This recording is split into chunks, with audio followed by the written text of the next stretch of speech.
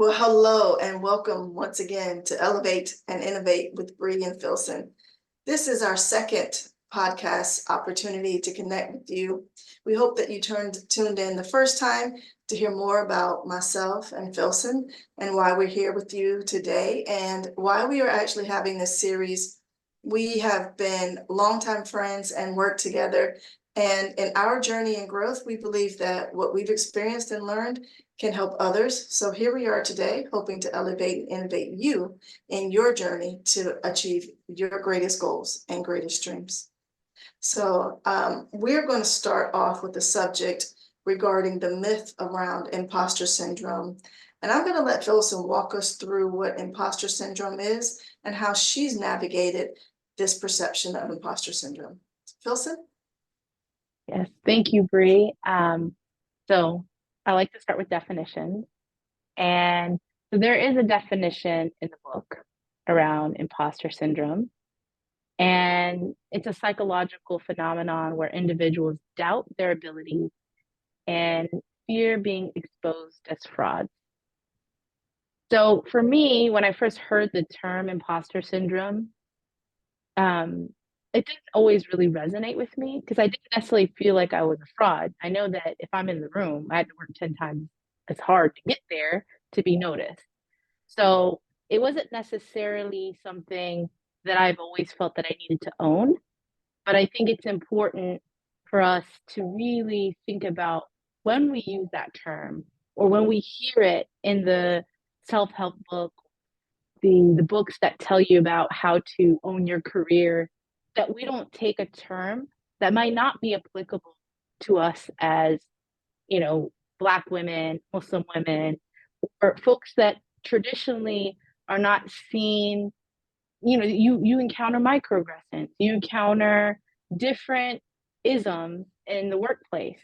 So sometimes when you think that imposter syndrome is what it is, it's just me not believing in myself, then the onus of that experience is solely on you. Whereas we do know, like, even if you look at the statistics, and hopefully I'll put them in the YouTube description, I'm not going to go and quote any stats here, but, when you are promoting yourself or you're speaking about your accomplishments, they say that sometimes you have to bring more receipts as a black woman in order for people to believe what you've accomplished. So now, is that me doubting what I feel, or knowing the reality that for me to get the job, I've had to have the job. I have to show that I've done the work before I can get promoted to the next level. And that's just a reality. So what are we doing here to have this conversation is, how do we shift? How do we think about what are these strategies and things that we need to do to get beyond that term, imposter syndrome?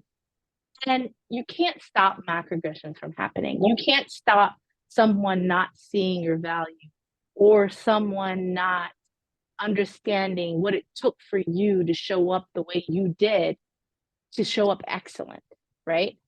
So what are the things that we can do there? And I think stories are important.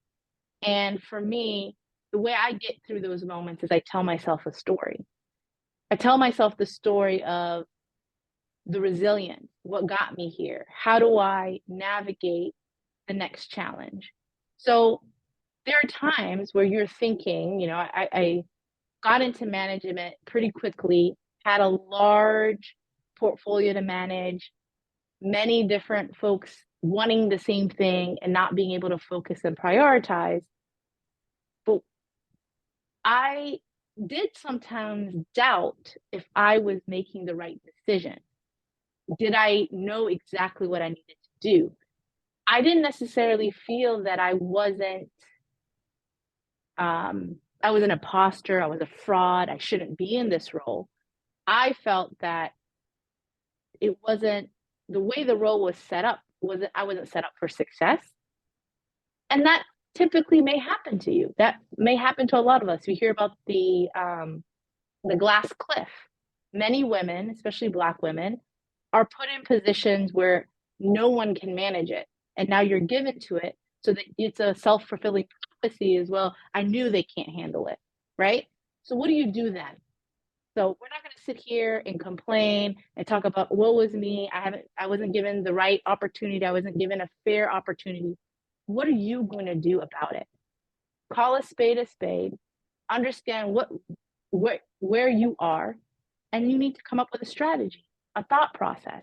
How are you going to manage it? How are you going to prioritize which area that you're responsible for that you want to make sure is working? And then what's the part of you're working on that's not, you're not going to be able to really make a dent in, and clearly communicate it.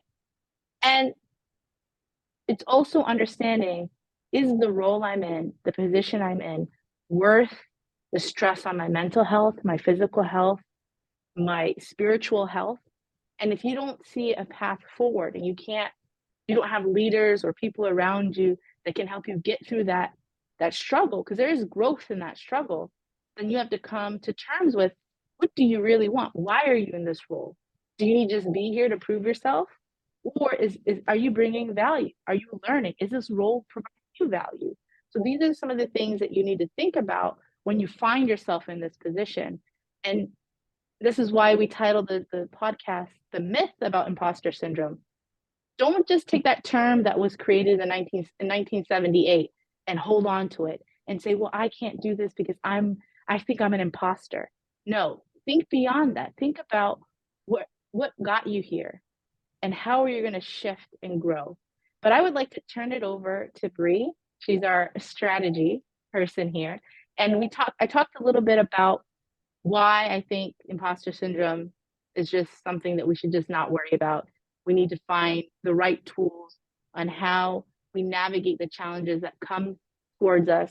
Sometimes when you are, or most of the times when you are coming from as a Black woman, as any minority, you may have to really think about the tools that are being provided to you. Are they really for you? Can you really utilize them? Is your reality the same reality as the folks who are touting that it's all about imposter syndrome? So I want to turn it over to Bre to really give us some strategies on how you can start managing those feelings. So I'll turn it over to you, Bre. Well, thank you. And that was really powerful. And you said so many gems and nuggets there. But there's one that I want to just give you a moment to add on to. You talked about how it can impact our health, our mental health, our physical health. There are times when you're carrying something with you and not putting it down is doing way more damage than just letting it go. I believe the concept of imposter syndrome adds to an already complicated situation when you find yourself as the only in the room, or you find yourself as the minority voice in the room. So Filsun, just very briefly, could you talk about navigating that stress and that complication of what imposter syndrome, the myth of imposter syndrome, can do when you inadvertently lean into those messages that you hear and are repeated but are not true for you? The way I've seen it manifest for me is this thought that I always have to prove. I have to prove that I'm not what they think I am.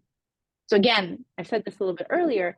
Now I'm going to interrupt you because that is different. That's not what I thought you were going to say, and we've been friends a long time. That you feel like you have to prove that you're not what they think you are. Mm-hmm. That really resonates with me. Yeah, because I think where it shows up for me is I'm constantly trying to understand and perceive how I'm checking out the room. I'm watching the room because I know where I want to go. I know what my aspirations are. They're very large and ambitious, and you've heard a lot of them.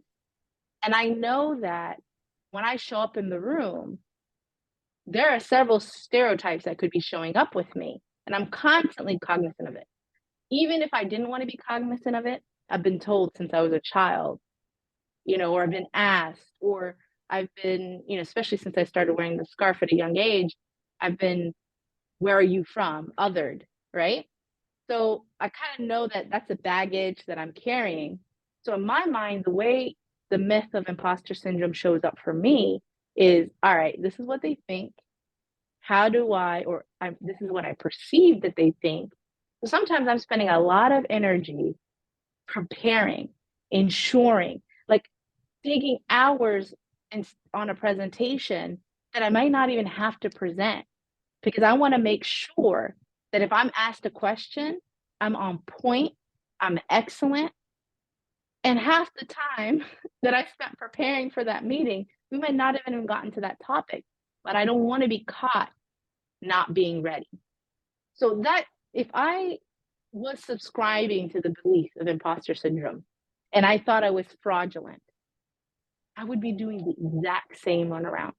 I would be doing that over preparation. So whether you think you believe in imposter syndrome and you think you're fraudulent, or you think they think I'm the fraud, either way, you're doing all this unnecessary work.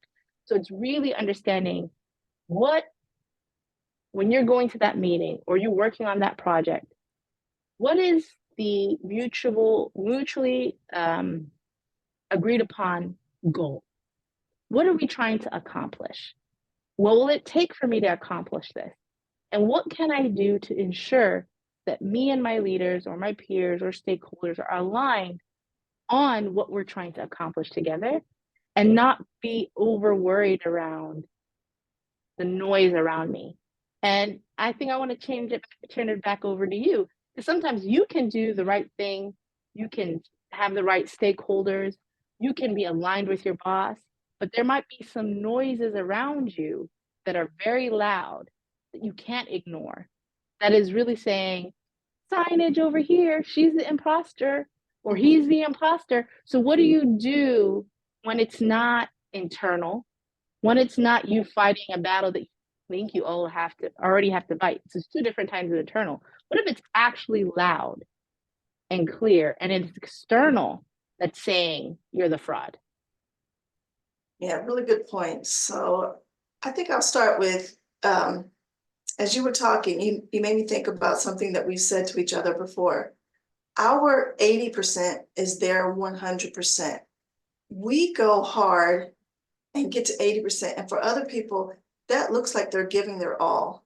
We have so much to give. You said it, we have to show up prepared. We do the work even if we're not going to be the one presenting. And that is a level of preparation and understanding, like you said, what comes behind me when I walk into a room.